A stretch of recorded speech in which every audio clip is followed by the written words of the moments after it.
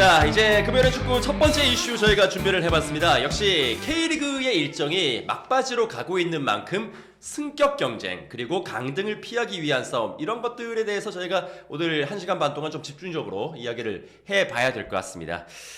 가장 먼저 지금 진행이 되고 있는 K리그2 이야기부터 좀 해야 될 것 같습니다. K리그2 준 플레이오프가 바로 어제 목동에서 있었고요. 4위 서울이랜드 그리고 5위 성남FC가 맞붙어서 성남이 1대0으로 승리를 거두면서 이제 플레이오프에 진출을 해 있는 상태입니다. 네, 다들 아시겠지만 K리그2 이제 준 플레이오프하고 플레이오프는 프로야구 포스트 시즌의 와일드카드 결정전처럼 순위상으로 상위 팀이 홈에서 비기기만 해도 올라갈 수 있는데 성남이 그 어려운 환경과 조건을 뚫고 역시 성남의 확실한 딸깍 네. 신재원이 올리고 후이지가 넣는 요 패턴이 나오면서 1대0 승리를 거뒀습니다.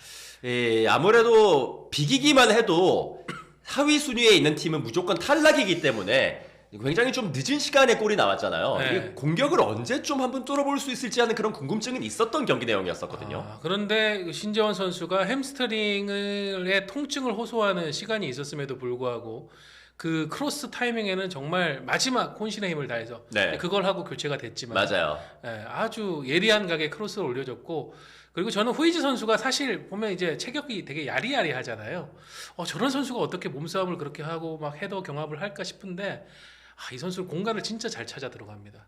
어제도 보시면 아시겠지만은 그 니어포스트 쪽에 딱 서울이랜드 수비수들이 정줄을 놓고 있는 그 공간으로 파고 들어가지고 완벽하게 또 마무리를 해주면서 또 성남 팬들 1,300여 명의 이 성남 원정 팬들이 바라는 결과를 만들어줬습니다. 네, 성남 원정 서포터들의 목소리가 굉장히 좀 커가지고 중계방송으로도 엄청 잘 들리더라고요. 그래서 이제 신재원 선수하고 호이즈 선수가 골을 합작을 했는데 문제는 이제 신재원 선수는 햄스트링을 다쳤고 후이지 선수는 경고 누적에 걸렸기 때문에 부천과의 경기에는 못 나오게 됐다라는 게 이 두 가지가 너무나도 좀 사실 크게 느껴지긴 합니다. 과연 서울이랜드전의 득점이 후이즈 선수의 이번 시즌 마지막 득점이 될지, 마지막 출전의 어떤 피날레가 될지, 아니면 새로운 기회가 올지는 이제는 이제 팀 동료들에게 달린 건데, 근데 올 시즌 K리그2를 보신 분들은 아시겠지만 후이즈가 없는 성남은 표현이 좀 그렇지만 대가리가 떨어져 나간 로봇입니다. 대가리라고요? 오늘 좀 센데? 네. 네. 그 기동전사 건담에 보면은 이제 자크 머리가 날아가잖아요. 네. 그거하고 똑같습니다. 없어요. 없는 상태예요. 대체할 선수가 없어요. 그러니까 아예 정경준 감독이 이건 전술을 싹 바꿔야 됩니다. 근데 이제 문제는 요 목요일에 경기를 하고 일요일까지 실질적으로 경기 준비 기간이 이틀인데 하루는 사실상 회복 훈련해야 돼요. 그렇죠. 그러면 실제 훈련은 내일 하루인데 정경준 감독이 우리가 이제 그 지니어스라는 별명을 갖고 계시잖아요. 천재적인 영감으로 내가 박상혁 제로톱으로 깨부셔 주겠다 부천을 이래가지고 준비해 나와도 하루 훈련을 해가지고 그게 완성도가 나올까? 저는 이게 거기서 약간 좀 걱정이 되는 거예요. 예, 지금 또 아뚜너뚜님께서 슈퍼챗을 쏴주셨는데요. 진짜 올 시즌 일정 지난주 대구 제주는 맛보기였고 일요일 14시에 지금 다 몰려 있다 보니까 진짜 대박인 것 같다고 이렇게 말씀을 또 하셨네요. 이게 그 스플릿 시스템에 대해 가지고 항상 지적하시는 분도 있어요. 아니 전 세계에 이 근본 있는 리그 중에 이런 시스템 하는 리그가 어디 있냐라고 하시지만 막상 파이널 라운드 들어오면은 이래서 이 맛에 스플릿 시스템 하는구나. 저는 굉장히 좋은 제도라고 봐요. 네. 특히 이 포스트 시즌에 길들여져 있는 대한민국 스포츠 팬들의 어떤 정서적 상황에서는 제가 볼 때 K리그가 할 수 있는 현실적 타협안이라고 생각이 되고 작년도 시즌 막바지 꿀잼이라고 막 대단했었는데 올해가 거의 역대급으로 지금 뚫은 거 아닌가. 일단 지난주에 멸망전 끝장전 아주 뭐라고 해야 되나 킬로틴 대결 매치 이런 거 다 붙었는데 아니 이번 주에 또 나왔어. 또 2경기나 또 끝장전이에요. 이런 걸 보면은 K리그는 스플릿 시스템을 계속 가야 된다. 약간 그런 건 있어요. 근데 이게 지난주에 그 제주와 대구의 경기도 14시에 있었고 K리그2 마지막 경기도 14시에 있었고 다음 이제 돌아오는 일요일 일정 역시나 똑같이 14시에 있다 보니까 시간대는 그래도 그 리그가 다른 거는 조금 나눠주면 어땠을까 하는 생각은 저는 좀 있거든요. 저희는 종사자니까 아시겠지만 결국은 이제 채널 확보에 대한 그렇긴 고민이긴 하죠. 그리고 뭐 이번 주 토요일에 왜 이제 경기 배정을 안 하는 것인지 그게 약간 좀 의문이긴 하고 저는 뭐 파이널 A하고 파이널 B를 꼭 같은 날에 해야 되나? 어차피 분리가 이렇게 돼버렸으면 예. 사실 별개의 리그라고 봐도 되는데. 그런 생각은 들어요. 뭐 그렇게 해가지고 더 좀 팬들이 모르죠. 프로축구 연맹은 너희 같은 너희 수준의 어떤 지능으로 우리의 뜻을 어떻게 알니? 어떻게 뱁새들이 황새의 뜻을 봉황의 뜻을 알겠냐 이러면서 막상 그날 경기가 펼쳐졌을 때 어마어마한 이 도파민 넘치는 상황들이 벌어질 수도 있으니까. 그러니까요. 아뚜너도님이 진짜 우리 경기 4시 반이라서 다행이네요 하고 이렇게 또 말씀을 하셨습니다. 자, 어쨌거나 다시 한번 K리그2 이야기로 다시 돌아와 보겠습니다. 지니어스 전에 이야기를 했었는데 이제 급박하게 다시 전술을 좀 수정을 해야 되고 부천의 이영민 감독이 기다리고 있는 부천 종합운동장으로 떠나야 되거든요. 근데 이영민 감독 역시나 또 레올파크를 찾아서 그 경기를 보고 갔습니다. 그렇습니다. 이영민 감독이 이 롱 자켓, 롱 파카를 패딩을 입고 이렇게까지 올려가지고 추위 속에서 이제 지켜보는 모습이 나왔는데 뭐 이영민 감독은 글쎄요 이게 후이즈 선수가 결정하는 것이 또 역으로 이영민 감독의 머리를 또 복잡하게 하지 않을까. 과연 정경준 감독이 뭘 들고 나올까에 대해서 좀 종잡을 수가 없는 상황이긴 하니까. 그리고 뭐 다들 아시겠지만 부천은 이영민 감독 체제에서는 전통적으로 계속 3백을 쓰고 있는 팀이고. 그런 상황이면은 아마 제로톱으로 나올 가능성이 높은 상대를 3백으로 제어하는 것이 어떻게 보면 부천에게는 역으로 좀 수비 숫자 낭비가 될 수도 있는 그런 상황이 또 될 수도 있겠다는 생각이 들어서 3백의 조합을 이영민 감독이 좀 고민을 많이 할 것 같아요. 왜냐하면 지금 부천 같은 경우에는 이 센터백들이 굉장히 많고 그 선수들로 다양한 조합을 짤 수가 있잖아요. 뭐 홍성욱, 백동규, 이상혁, 뭐 정호진 뭐 여러 선수들 근데 조금은 제가 볼 때는 상대 선수를 스피드로 누를 수 있는 그런 조합이 좀 필요하지 않을까라는 생각을 해봅니다. 네, 이렇게 또 부천이 조금 더 유리한 고지에서 좀 지친 상태로 올라오게 되는 그리고 전력이 약간은 좀 약화가 돼 있는 성남을 만나서 이제 또 승강 플레이오프에 진출을 하기를 원하게 될 텐데 사실 올 시즌 부천 같은 경우에는 3위를 기록을 하긴 했습니다만 워낙에 시즌 전체적으로 좀 그 페이스가 굉장히 좀 좋았던 시즌이었잖아요. 네, 이영민 감독이 이전에는 보면은 좀 실점을 억제하는 그런 축구를 많이 했었는데 올 시즌에는 이제 바사인 선수가 2년 차로 완전히 이제 슈퍼에이스 역할을 하게 됐고 거기다 파트너로 이제 몬타뇨하고 갈레고 선수가 왔고 국내 선수들도 기량적으로 한층 더 약진하는 모습을 보여주면서 전체적으로 공격 축구에 가까운 모습을 부천이 보여줬었죠. 그런 측면에서 제가 볼 때는 이번 경기의 양상 자체는 성남이 한 70분까지 우주방어를 할 것 같다. 네. 그러면서 좀 다른 방식, 세트피스라든가 이런 방식을 통해서 노릴 것 같은데 근데 문제는 이 바사니가 갖고 있는 다양한 득점의 어떤 루트, 중거리 슛 그리고 뭐 이선으로 이제 침투해가지고 몬타뇨라든가 이제 갈레고하고 합을 맞추는 방식 결정적으로 세트피스 이게 바사니가 있기 때문에 저는 그쪽에서도 좀 운명이 갈릴 수도 있겠다라는 그런 생각이 들어서 결국은 성남 입장에서 양한빈 선수가 중요할 것 같습니다. 네, 물론 뭐 저는 추가할못이기 때문에 그 경기의 컨셉이 뭐가 좋다 나쁘다 이런 거에 대해서 좀 말하는 게 좀 조심스럽긴 한데 아무래도 부천의 공격력이 또 강한 상태고 또 비기기만 하더라도 부천이 올라가는 그런 상황에서 70분 정도까지 우주방으로 나서는 그런 시나리오를 상정을 하고 있다면 한 골 정도를 만약에 먼저 먹게 되면 사실 이게 너무 리스크가 큰 거 아닐까요? 그죠. 네. 근데 후이즈가 없는 상황에서 성남이 주도적이고 막 전방 쪽에서 볼을 키핑하고 그런 플레이를 하기가 상당히 좀 어려운 현실이 있기 때문에 저는 뭐 정경준 감독이 이틀 사이에 고민할 수 있는 여러 가지 방안이라고 하면 유력하게 한 3가지 정도를 뽑거든요. 이정빈 제로톱이라든가 아니면 레안드로 박상혁은 제로톱 쓰기에는 너무 이제 피지컬적으로 어려우니까 아니면 그렇죠, 아예 좀 작죠. 과감하게 하정우 선수를 최전방에 세우는 그런 방식으로 일단 나가는 걸로 고민을 할 것 같은데 아마 두 감독이 서로의 어떤 방식에 대해 가지고 머릿속으로 치열한 그 시뮬레이션들을 하고 있을 것 같아요. 네. 두 감독 다 전술적으로는 굉장히 좀 좋은 레벨의 지도자들이기 때문에 그래서 이제 그런 수싸움이 일단 선발 라인업부터 재미있지 않을까 싶습니다. 자, 그래서 이제 부천과 성남의 플레이오프가 돌아오는 일요일입니다. 11월 30일에 열리게 되겠습니다. 14시에 부천 종합운동장에서 열리게 되니까요. K리그 팬 분들도 이제 채널을 좀 여러 가지를 돌려가시면서 이 경기도 함께 좀 주목을 해보시면 좋을 것 같은데요. K리그2 이야기를 하고 있으니까 이미 우승이 확정된, 그리고 다음 시즌 K리그1 진출이 확정된 인천은 이제 좀 차치해 두고, 이제 수원도 다음 경기의 상대가 누가 될 것인지 막 이런 것들을 굉장히 좀 궁금해하고 있는 상태잖아요. 그렇죠. 일단 수원이 전력 분석을 이제 두 가지 시나리오를 모두 갖고 하고 있죠.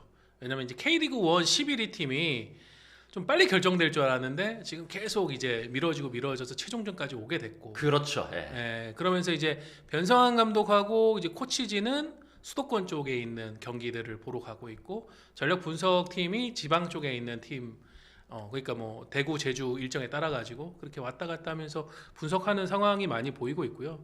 지금 제일 심란한 거는 뭐 이제 변성환 감독과 코치진만큼 심란한 건 수원 팬들이 아닐까 싶어요. 어디로 가야 하나요? 지금 일주일 남았는데 예. 아직도 못 정했어. 지금 내려가는 편을 확보하는 것도 사실은 이게 간 10만 수원 팬들이 또 움직인다면은 10만요? 뭐 10만으로 합시다. 10만으로 합시다. 10만 수원 팬들이 움직이면은 우리가 2배 뻥튀기 한 거네. 10만 정도면. 수원 팬들이 움직이면 사실 이게 그 제주 같은 경우에는 비행기를 또 잡아야 되고, 대구 같은 경우에는 물론 뭐 또 KTX라든지 뭐 다른 육로로 그런 것들이 있긴 촬영을 갈 수 합니다만, 있지만 다만 이제 대구로 갈 경우에는 가긴 가더라도 거기서 경기장에 어떻게 들어가느냐, 요게 또 문제거든요. 5%. 예. 5%를 열어주는데, 그래서 얄짤없이 600석만 열어주고 600석, 있잖아요. 예. 수원은 지금 광양 이런 데서 원정 경기를 해도 2,000명 이상이 가고 있는데. 아니 평일에 광양에서 경기를 해도 거의 1,000명 가까이가 가더라고요. 그렇죠. 예. 그런데 지금 주말에 팀의 어떤 그 지난 2년간 염원인 승격을 결정할 수 있는 승강 플레이오프 2차전을 치르러 가는데 600석을 열어준다? 수원 팬들이 어이 대구 FC 양반 티켓값 10배를 낼 테니까 더 열어줘! 이렇게 할 수 있는 그런 상황이죠. 예, 그러니까 이게 어디서 과연 경기를 봐야 하냐. 이제 제주 같은 경우에는 그래도 경기장이 좀 크니까. 제주는 뭐 비용적으로나 혹은 체제 일수가 늘어난다는 약간의 변수는 있지만은, 그렇죠. 차라리 가는 사람 숫자를 제어하지는 않을 것 같으니, 예. 제주도 어떤 의미로는 그 저거 아닙니까? 일종의 이 시기를 놓칠 수 없는 대목이죠. 사실. 대목이잖아요. 모든 팀들에겐 대목이에요. 예. 그러니까 K리그 2 팀들은 제발 빌고 있어요. 우리 홈에서 수원전 2번 하게 해주세요. 장사해야 되니까. 네. 예. 그러니까 제주 입장에서도 제가 볼 때는 뭐 한 3,000석, 4,000석 열 것 같은데, 그러니까 제주는 비용과 시간을 더 쓰더라도 그거는 뭐 이제 제한이 없는데, 네. 대구하고 붙게 되면은 600석, 현장에서 즐길 수 있는 거는 오직 600석만 허락을 해주니까. 네. 어떻게 해야 됩니까? 그러니까 이거는 나머지 99,400명의 수원 팬들은 이제 어디서 경기를 보냐 이건데, 저도 이제 방송을 하기 전에 서우정 기자하고 좀 얘기를 하면서 뭐 이런저런 방법들을 조금 고민을 해봤거든요. 그 대구 대구 대팍 이제 근처에 밑에 그 상가들이 다 있으니까. 고바손 거기 고바손에 가서 그냥 보시든지. 예, 뭐 근처에 다 밑에 다 음식점들이거든요. 고바손과 망향국수 이런 데 가셔가지고 뭐 피자 판비어 막 이런 데 가셔가지고. 근데 그렇게 되면은 또 제가 볼 때는 약간 갈등이라든가 불상사 이런 게 발생할 수가 있으니. 근데 전 잘 모르겠어요. 왜냐면은 이게 그 경기장이야 홈팬들과 원정 팬들의 그 좌석이 다 정해져 있긴 하지만은 근처에 있는 그 가게들까지도 그렇게 해야 되나? 저는 그건 아니라고 봐서. 근데 이제 그런 어떤 상황에 따른 충돌, 예를 들면 이제 거기서 갈릴 거잖아요. 갈리겠죠. 누가 뭐 대구가 잔류하느냐, 수원이 승격하느냐가 갈리는 상황이다 보니까 그 감정이 저는 어떤 상황에서 충돌할 수도 있다라는 우려가 들어서, 그렇게 되면은 차라리 이제 수원 팬들은 거의 스파르탄 600 이 정예병들만 이제 대팍으로 보내고. 이제 목소리 데시벨이 한 140 이상 나오시는 분들, 그런 분들도 600명을 보내고, 나머지 99,400명은 빅버드에서 열어줘서 수원이 뭐 들어오시는데 이제 입장료는 그냥 자발적으로 내시라, 뭐 내셔도 되고 안 내셔도 되고 뭐 이런 분위기로 해가지고 빅버드에서 하시는 게 어떨까라는. 사실 이게 그 제주에 간다고 하더라도 제주 같은 경우에도 일요일에 경기다 보니까 이제 바로 올라오는 일정이 만약에 좀 어렵다 그러면은 사실 연차를 하루를 또 써야 되는 그 직장인 분들도 많이 계실 거잖아요. 여기 지금 채팅창에 네. 약간 아인슈타인급 두뇌를 가진 분들이 계시네요. 뭡니까? 대구 월드컵 경기장에서 하라.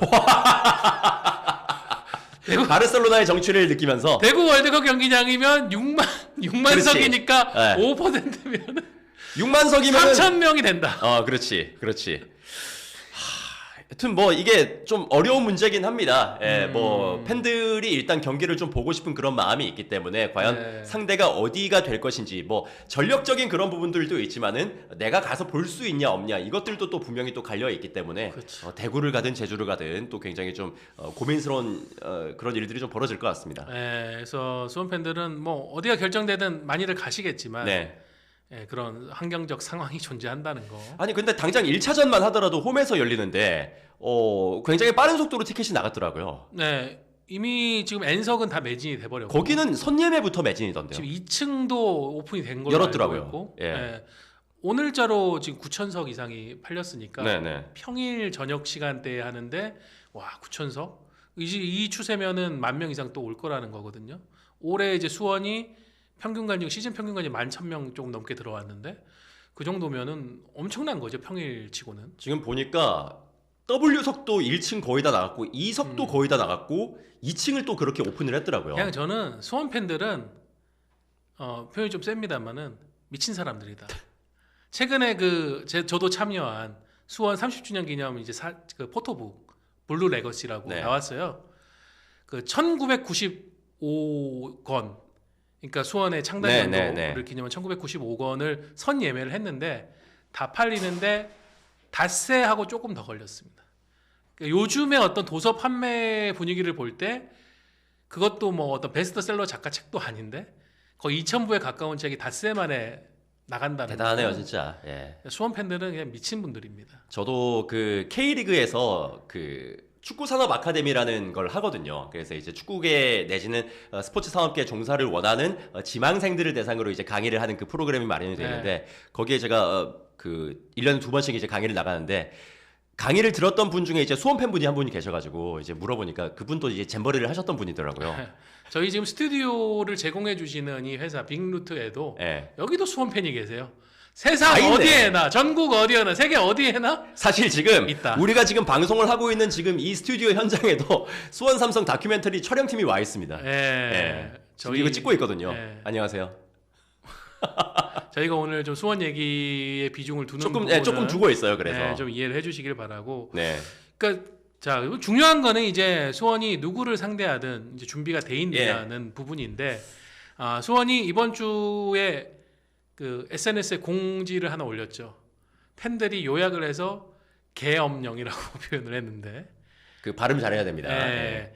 그러니까 약간의 이제 설명을 드리면은 지금 굉장히 중요한 시기이고 선수단이 승강 플레이오프 2경기에 이제 네. 모든 것을 집중을 해야 되는 시기이기 때문에 어떤 선수들의 목격담이라든가 혹은 근거가 불분명한 루머라든가 악의적인 어떤 내용이라든가 이런 거를 그리고 이제 그 클럽하우스 방문 자중해 주시길 바란다라는 일종의 당부를 이제 글로 올렸죠. 저는 이 정도로 수원이 지금 이번 기회는 놓치지 않기 위해서 집중을 하고 있구나 그런 의미로 해석을 했습니다. 네, 내부 단속으로 이제 철저히 하면서 다음 상대를 좀 기다리고 있는 그런 상황이 될 텐데 이제 제주가 될 것이냐 혹은 대구가 될 것이냐 이게 이제 돌아오는 일요일에 결정이 됩니다. 유불리 면에서는 수원은 누구를 바라고 있을까요? 누구를 바랄까요? 지금 댓글창에 혹시 수원 팬분들 계시면은 나는 제주를 원한다, 대구를 원한다, 뭐 이런 것들 이유까지 한번 좀 적어주시면 저희가 한번 이야기를 해보도록 하겠습니다. 아무래도 이게 기세적인 측면에서는 대구가 조금은 제주보다는 올라오고 있는 상황인데 네, 최근에 대구는 잘 지지 않는 축구를 하고 있고 특히 이제 90분 이후의 승부에서도 굉장히 강한 집중력을 보이고 있고 가장 결정적으로 이제 수원 팬들이 조금 대구를 상대로 버거울 수 있는 것은 역시 이 슈퍼에이스 세징야의 존재인데 네. 세징야 선수가 지금 뭐 지난주 못 돌아왔었고 그리고 이번 주도 사실은 이제 출전 가능성이 그렇게 높지는 않은 상황이라고 많이 알려져 있죠. 하지만 제가 볼 때 결국은 이것의 어떤 포커스는 김병수 감독도 그렇고 구단도 그렇고 세징야를 최후의 승부에 좀 활용하기 위한 그런 일종의 기다림이 아닌가라고 네. 생각이 되기 때문에 수원 팬들 이제 그 부분 좀 부담스러울 것 같고 제주 같은 경우에는 공격력은 좋아요. 득점은 꾸준히 이 김정수 감독 대행 체제에서 하고 있거든요. 하고 있는 상황인데 이때 유리 조나탄이 하반기 들어가지고는 계속 득점력을 보여주고 있고 그리고 최근에 이제 득점은 터지지 않고 있지만 남태희 선수도 굉장히 강력한 한 방을 갖고 있는 테크니션이니까 그런 부분에서 약간의 유불리는 존재할 것 같은데 글쎄요. 뭐 기세적인 측면에서는 아무래도 대구가 조금 더 제주보다는 무섭긴 하죠. 지금 실시간 채팅해 보니까 대구랑 붙고 싶다는 분은 아무도 안 계세요 지금.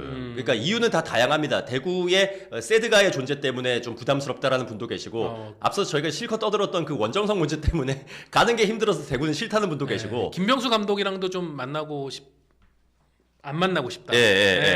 김병수 감독이 전 수원 감독이었기 때문에 지금 모든 분들이 다 제주를 좀 원하시네요. 김병수 감독 하면은 기억나시죠? 제가 이제 띄워서 유포했었던 삭발하시고 눈에 물이 그렁그렁하신 네네. 그 표정으로 웃고 있는 삭발하고 마음을 바로잡아서 해보겠다고 들어가셨다가 이제 경질 통보를 받으셨던 그랬었죠. 그런 일이 있었으니까 이제 그런 상성적인 측면에서 조금 이제 수원 팬들은 대구를 더 우려를 하는 것 같아요. 네. 자, 뭐 여러 가지 이유들이 또 있네요. 월요일 휴가를 냈기 때문에 또 대구를 만나면 비행기랑 숙소를 또 취소를 해야 되기 때문에 칠기 치즈님은 제주를 가야 된다라고 이렇게 또 말씀을 하고 계시고요. 아니 대구도 즐길 거 많습니다. 대구도 놀 거 많잖아요. 네. 그래서 음식점도 많고. 대구도 가시면은 1박 2일로 즐길 거리들이 많기 때문에. 여튼 뭐 이런 이야기들이 다 올라오고 있습니다. 제3자 팬분의 의견도 있는데 역시나 이제 제3자가 보기에는 대구랑 붙는 게 조금 더 재밌을 것 같다라는 그런 얘기가 좀 올라와 있고요. 재미적인 측면에서는 확실히 이제 그게 빡세긴 할 것 같아요. 왜냐하면은 뭐 빅버드도 그렇고 대팍도 그렇고 일단 관중들이 엄청 들어오는 분위기가 되다 보니까 그게 엄청 뜨겁긴 할 것 같습니다. 네, 뭐 어찌 됐든 간에 첫 번째 경기, 두 번째 경기 모두가 굉장히 좀 뜨거운 열기 속에서 진행이 될 것 같습니다. 그 경기들 수원 삼성 팬들도 그렇고 또 반대편에서 올라오게 될 K리그 1의 팬들도 그렇고 또 제3자 팬들도 그렇고 다들 좀 많이 지켜보실 것 같은데 그 경기 많은 시청 그리고 많은 직관을 또 부탁을 드리겠습니다. 저도 갑니다. 저도 중계는 아니고 직관으로 갑니다. 일단 이번 주 11월 30일부터 12월 7일까지 요 기간은 K리그 팬들한테는 거의 뭐 하루 쉬고 도파민 데이. 그러니까요. 일요일 7경기, 월요일 시상식, MVP 대전. 그리고 화요일 쉬고 수요일 목요일 경기 있고 금요일 밤부터는 사실상 그 월드컵 조추첨이죠. 토요일에 코리아컵 결승전하고 일요일 7일에 또 승강 플레이오프 2차전 2개. 그러니까요.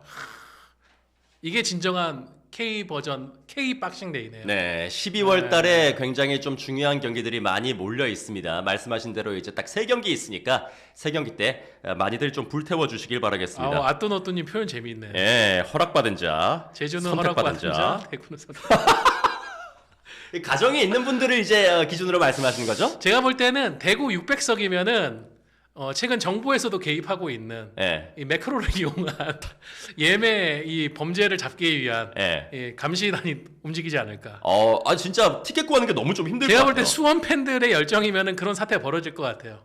그리고 신기한 일, 뭐 K리그 티켓이 갑자기 몇 배 폭등해가지고 안표로 거래가 된다. 이런 일도 벌어지지 않을까. 여튼 뭐 굉장히 좀 관심이 가는 매치업이 되겠습니다. 두 경기. 수원 삼성 그리고 K리그 1의 11위 팀의 경기 많은 시청 그리고 많은 관심을 부탁을 드리겠습니다. 스포츠는 플러스 한정의 무대 스포츠는 플러스 인터넷 없이